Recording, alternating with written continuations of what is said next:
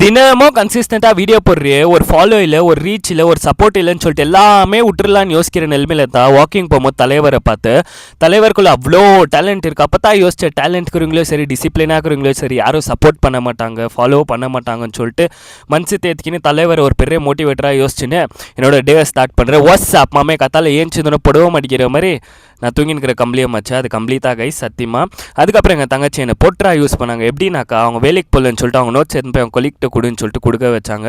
அது முடிச்சுட்டு பேஜாராக வீட்டுக்கு வந்து பிரேக்ஃபாஸ்ட் சாப்பிடலாம் எங்கள் மம்மி ஹோட் மீல் பண்ணி வச்சுருந்தாங்க. அதில் கொஞ்சம் யோகட் ப்ரோட்டீன் போட்டு மிக்ஸ் பண்ணி முட்டி வச்சு சாப்பிட்டு ஒரு உறக்கத்தை போட்டு ஏஞ்சி லஞ்சுக்கு ரைஸு சிக்கன் ஒரு ஆம்லேட் அருமையாக இருந்துச்சு. அத்தை சாப்பிட்டு ஒரு டம்ளர் ஃபுல்லாக பிளாக் காஃபியோ ஒரு ஸ்பூன் பீனட்டோ சாப்பிட்டு வாக்கிங் போகலான்னு தான் ரோட்டில் போனாக்கா கண்ணு தெரியாத மாதிரி பார்த்தாங்க கைஸ் எல்லாரும். என்னத்துக்குன்னே தெரில.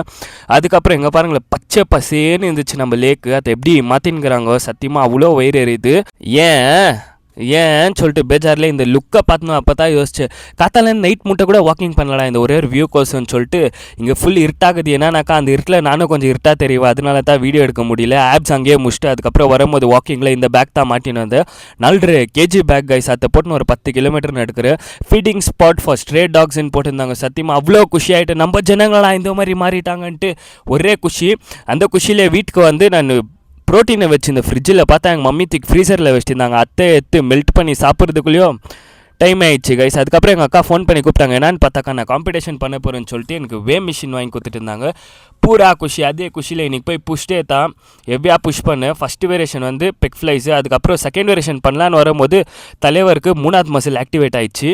நீங்கள் யோசிச்ச மாதிரி தான் நானும் யோசித்தேன். ஆனால் அது கை தான் கைஸ் வச்சுன்னு விளையாடி நீந்தா அடங்கொய்யாலேன்னு சொல்லிட்டு இன்க்ளைன் டம்பிள் ப்ரெஸ் போட்டுக்குன்னு அதுக்கப்புறம் கேபிள் கிராஸ் ஓவர் பண்ணும்போது தான் புஷ்அப்ஸ் ஒரு காம்பினேஷனாக பண்ணேன் கைஸ். வேறு மாதிரி நீங்கள் ட்ரை பண்ணி வேணால் கமெண்ட்டில் எப்படி இருக்குதுன்னு சொல்லிட்டு போங்க. அதுக்கப்புறம் ஷோல்டர் ப்ரெஸ்ஸு அது ஸ்டாண்டிங்லேயே முடிச்சுக்கின்னு அதுக்கப்புறம் சீட்டட் லேட்ரல் ட்ரெஸ் சிங்கிள் ஹேண்டில் பண்ணும்போது ஒரு சொகோக்கு இது பாருங்கள் கைஸ்.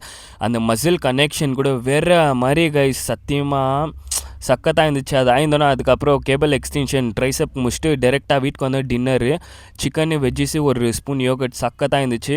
வீடியோ முடிக்க போகிற ஒரு லைக் ஒரு ஃபாலோ